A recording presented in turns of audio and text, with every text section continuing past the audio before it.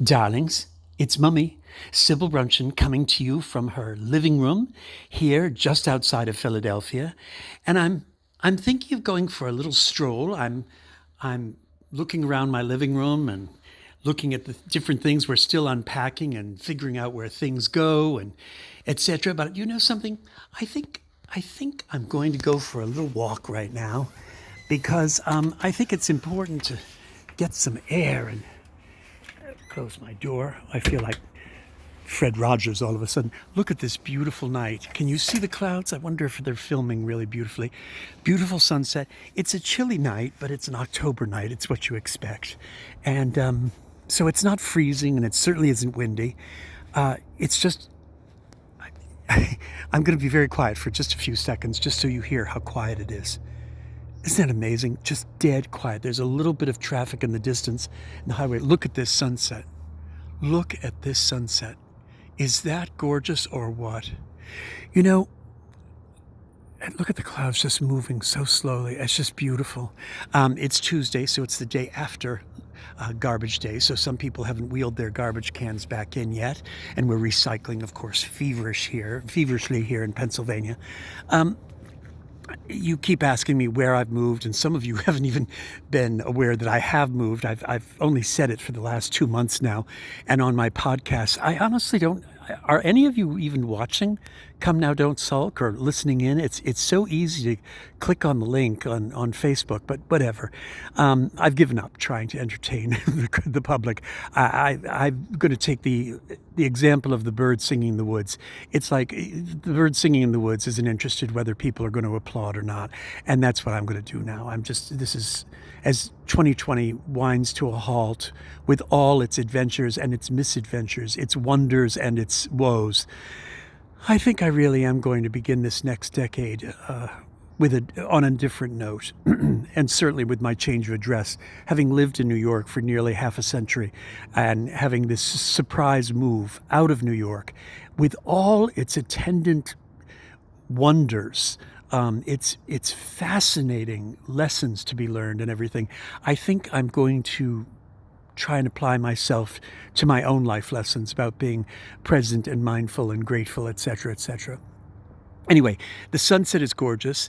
I'm going to go for a little bit of a stroll, and it's so beautiful here. It is so lovely to be here in a quiet, sane place. Do I miss New York? Not in the least. Do I still have a place in my heart where I remember loving New York? Absolutely. I definitely remember loving New York and moving there as a young person and thinking that I would have an amazing career and amazing adventures, and I did. Not the adventures and the career that I had hoped for in so many ways, but in some ways. Somebody asked me the other day if I won the Mega Millions, would I move back to New York? I might honestly answer no. I don't know that I would move back to New York. Again, it's not that I left New York. It's that New York left me. It left me long before COVID. Oh my goodness, it left me long before Donald Trump. New York was in serious trouble back in the 80s and then in the 90s. Good heavens, Giuliani's whole gentrification of New York was catastrophic. For everything he cleaned up, he burned down. You don't weed a garden with a blowtorch or with a flamethrower. You don't get rid of things that you don't want by blowing everything up. And that's what happened in New York.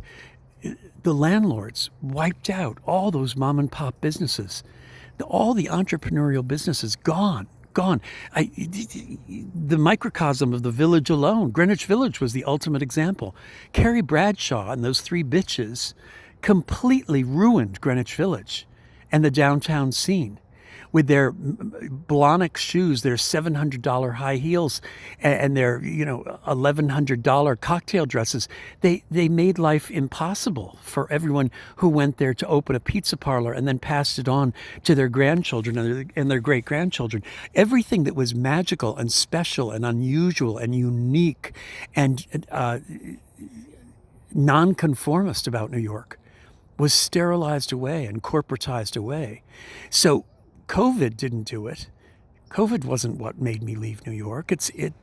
I was overdue. I, in fact, was the battered wife who kept remembering my husband being this young, fabulous creature when he had long since become a neglectful and often battering husband. But I was still in love with the illusion. New York left me. So here I am in the suburbs. Back in the suburbs after all these decades. I've lived through all those different things, the disco 70s, the roaring 80s, AIDS and crashes and boom times and bum times. I'm still here. All of that. I lived through all of it. And this is where I've ended up, on the main line of Philadelphia in a suburb, on election night. It's interesting, isn't it? 4 years ago tonight, by 7 o'clock, we knew what had happened. We didn't even have to wait till the morning after. It'll be interesting to see what happens in the next hour because we're only an hour away from the first polls closing.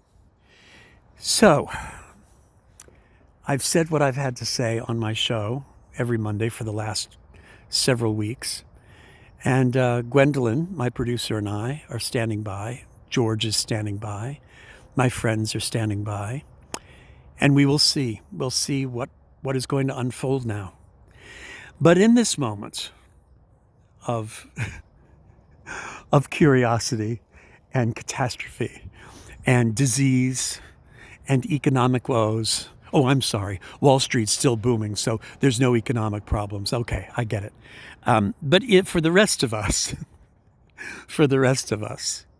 I want to remind you all, as I remind myself, be present, be mindful, be grateful. Everything you see and smell and touch and taste and hear and hold in your hands and even in your heart, everything is only borrowed. Everything is only borrowed.